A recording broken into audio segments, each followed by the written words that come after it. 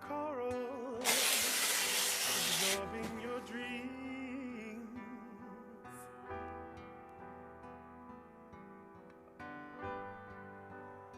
My skin is a surface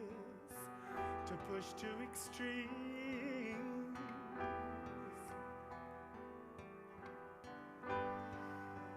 My heart is a record of dangerous scenes, but when will I turn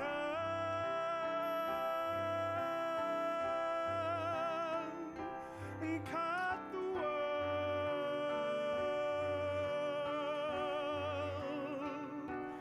When will I turn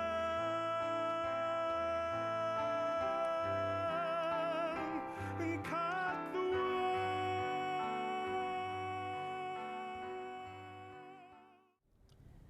Marina Abramovic, la protagonista de este espectáculo, nació en Belgrado, es Serbia, nació en 1945, comenzó estudiando Bellas Artes en la Escuela de la Especialidad en su ciudad natal, pero incluso se orientó a la pintura, hizo alguna exposición, pero enseguida empezó a marchar en otra dirección completamente diferente. Empezó haciendo trabajos de naturaleza electroacústica, que eran en realidad bloques de sonidos concretos que se reproducían como en un bucle durante un tiempo indefinido ante un público que, claro, reaccionaba ante aquello. Eso fue a comienzos de los 70, inmediatamente ya se orientó hacia el mundo del performance.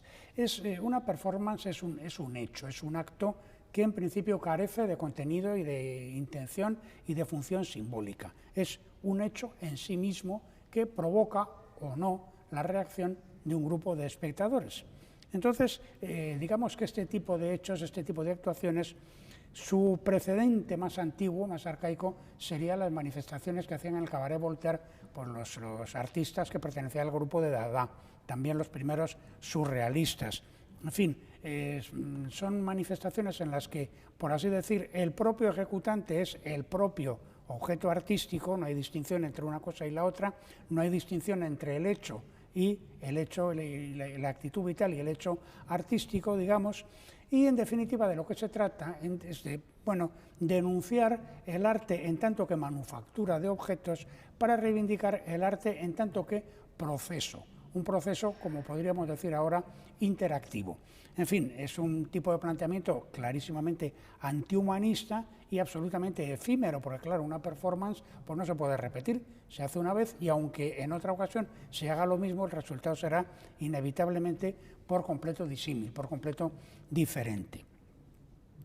Podemos encontrar también como antecedentes por las acciones musicales de John Cage de los años 50, la más cualificada sería el famoso 4 minutos 33 segundos, y bueno, pues luego los happenings, que así se llamaron, de grupos como Fluxus o como el japonés Gatai, o en el caso de los españoles, pues por ejemplo, Zag, y nombrar a artistas que han trabajado en este registro, pues como Nam June Paik, como Charlotte Moorman, como Wolf Hostel, o por ejemplo, nuestro Juan Hidalgo. Entonces, en el caso singular de Marina Abramovic, es importante que sus trabajos en esta dirección siempre han buscado, por así decir, los límites absolutos del ejecutante, tanto físicos como mentales. Un ejemplo cualificadísimo es, pues una acción que realizó en el MoMA de Nueva York en el año 2010, el Museo de Arte Moderno de Nueva York, consistente en estar durante 736 horas inmóvil sentada en una silla. Entonces, claro, era como un objeto más de la exposición, pero era un ser vivo, era una persona. El hecho tuvo tanta trascendencia en la ciudad que incluso aparece citado en una serie televisiva que se hizo muy conocida, que aquí se proyectó con el título de Sexo en Nueva York. Naturalmente es un tipo de acto que genera en el propio ejecutante pues un proceso que es una especie de ascesis no lejana de la que pueden tener, por ejemplo, los faquires hindúes o, en otra tradición completamente diferente, pues algunos de los actos que, de atenernos a la crónica de San Macario, en su historia de los padres del desierto, pues llevaban a cabo muchos eremitas de la Tebaida. En fin, el caso es que también ha explorado Marina Abramovic no solo el límite mental, sino también el límite físico. En el caso de Ritmo 10, que es un trabajo consistente en acuchillar los espacios entre medias de los dedos de la mano extendida con navajas cada vez más deprisa, que claro, inevitablemente se cortaba, grabando este efecto en una cinta magnetofónica que luego se volvía a pasar, cada vez que se cortaba cambiaba de navaja y luego se volvía a pasar y volvía a hacer la misma acción, de manera que el presente y el pasado se superponían. Otro ejemplo muy cualificado, Rest Energy, que lo titulaba ella, que era una performance aproximadamente de 5 minutos, que realizaba con quien entonces era su pareja vital y artística, Ulay, pero cuyo verdadero nombre era Frank Uwe Leisipen, que consistía en tensar un arco de competición, dejándose cada uno de los dos caer, uno desde la parte del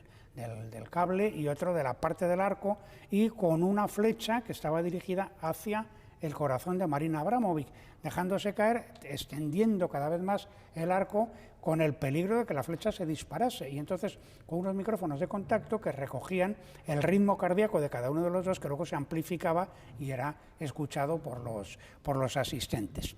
De hecho, en el espectáculo que se ofrece ahora aquí en el Teatro Real, pues el arranque, hay una serie de piezas rojas en el suelo que luego van a husmear pues unos perros que pasan por allí, y esto es una referencia o una alusión a otra performance famosa que se llamó Balkan Baroque de 1997, en que la artista emergía de un conjunto pues de 1500 huesos de vaca sangrientos todavía, recién traídos de los mataderos. En fin, en todas estas actitudes el cuerpo del artista pues está funcionando como una especie de víctima propiciatoria. Podíamos remitirnos también al Teatro de la Crueldad de Antonín Artaud, o, si se prefiere, incluso a la tragedia clásica. En España, las primeras imágenes videográficas o fotográficas de trabajos de Marina Abramovic se vieron en Barcelona, en la Caixa en concreto, en una exposición del año 90, y luego en la Galería Enrico de Navarra en el 91, y luego ya algunas más. Bueno, en el año 2005 el Museo Reina Sofía pues le ha dedicado una retrospectiva. Al comienzo del espectáculo se ve a Marina Abramovic en 3 féretros, son 3 veces su cuerpo yacente, vamos a decir, y eso está aludiendo a que ella tiene el propósito de que el día que muera ser enterrada en 3 ciudades simultáneamente, en Nueva York, en Ámsterdam y en su Belgrado natal. Naturalmente, 2 de los cadáveres eran ficticios, pero claro, no se sabe, al menos en teoría, pues no se debe saber cuál es el auténtico y cuáles son los falsos, ¿no? Vida y muerte de Marina Abramovic. Pues bueno, no es un espectáculo de Marina Abramovic, sino un espectáculo sobre Marina Abramovic. Es un teatro poético sobre materiales literarios suministrados por la propia artista, recuerdos, anécdotas de su vida, etcétera, etcétera, que están ordenados cronológicamente, pero en los que no hay ningún desarrollo dramático ni un conflicto dramático como tal, y que además comienza en el mismo punto en el que acaba, o acaba en el mismo punto en que había comenzado, como el famoso rondó de Guillaume de Machaut, ¿verdad? Ma fin et mon commencement. Entonces, Marina Abramovic realiza este tipo de trabajo cada 5 o 6 años. La primera vez que lo hizo fue en el año 89, con un director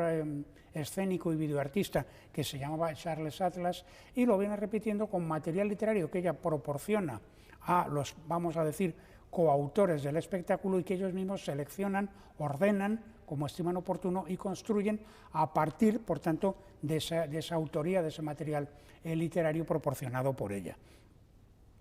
Aquí, en esta producción, Marina Abramovic está representando el papel de su propia madre, que es un personaje tremendamente conflictivo, con el que tuvo una relación de amor-odio muy violenta, y hay que recordar que los padres fueron partisanos, fueron guerrilleros del Partido Comunista, que bueno, gracias a los guerrilleros del Partido Comunista, Hitler no entró ni en Serbia ni en Grecia tampoco, ¿no? Y entonces, bueno, los padres eran 2 héroes de guerra, ella misma era del Partido Comunista, de donde se fue cuando en unas manifestaciones tumultuosas que se hicieron a final de los 60, en el año 68 y 69, pidiéndole a Tito determinadas reformas políticas a las que Tito no accedió. Y entonces ella ahí rompe el carnet del Partido Comunista y se dedica a su labor exclusivamente artística, que claro, también tiene una dimensión política, lógicamente.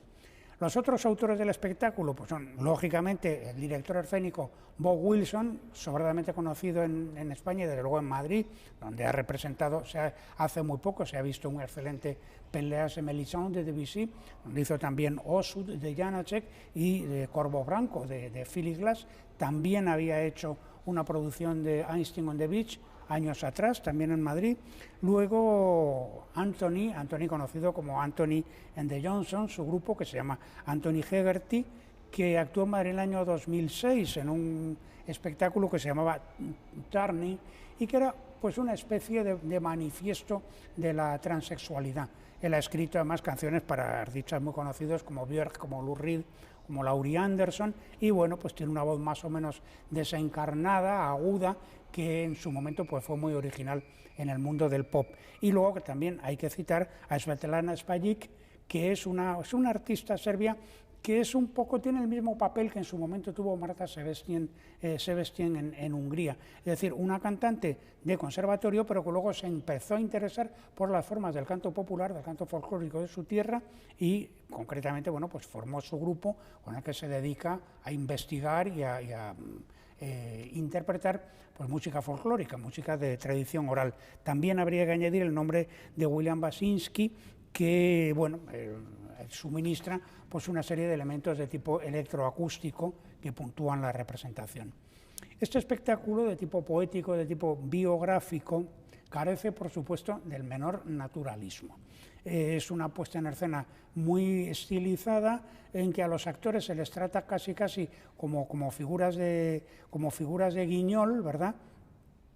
Ceremonial, como siempre en el caso de Bob Wilson, muy estático, y que en su estética visual pues tiene una clara influencia del tebeo, del cómic, es decir, en definitiva, de esa estilización, esa simplificación pues propia de muchas manifestaciones del pop art. La estructura es en cuadros independientes, hablados, ¿no? Los que luego van alternando con música, es decir, tienen la estructura más o menos de un musical o de un singspiel, de este tipo de representaciones en que la parte hablada y la parte musical se alterna, aunque también hay referencias jazzísticas o a la música fílmica. Pero en definitiva es teatro épico, y cuando digo teatro épico quiero decir que todo ello está presidido por la figura de un narrador que es un grandísimo y famosísimo actor, William Dafoe, que interpreta pues, lo que podríamos llamar el papel del Trujamán de un retablo, pero de un retablo animado, vivo. Va explicando, narrando lo que se va a ver, y luego ocasionalmente él mismo se integra a la acción que se narra. Es decir, que desempeña un papel parecido, muy similar al del corifeo de la tragedia clásica. A estas alturas, y para concluir, pues habría que formular una pregunta que, bueno, es tan obvia como absolutamente inútil, y es si este espectáculo es una ópera. Desde el punto de vista literal, pues evidentemente no lo es otra cosa. Podríamos hablar de un drama musical pop, evidentemente, ¿no? Pero bueno, es un tipo de teatro, en todo caso, que aunque no sea una ópera, no podría existir sin la sugestión de la ópera, sin la fascinación que sobre muchos directores escénicos cinematográficos ha ejercido la ópera, en tanto que espectáculo excesivo, que espectáculo, bueno, pues por decirlo en términos clínicos, absolutamente histérico, un espectáculo hiperrepresentado, cuyo carácter de hiperrepresentación pues ha fascinado a directores en los años 60, sobre todo a directores cinematográficos tan importantes como Daniel Schmidt, como Werner Schröter, como Hans-Jürgen Sieberber o como Carmelo Bene. En fin, en todo caso, Vida y muerte de Marina Abramovich es un espectáculo, una producción del Teatro Real para el Festival Internacional de Manchester.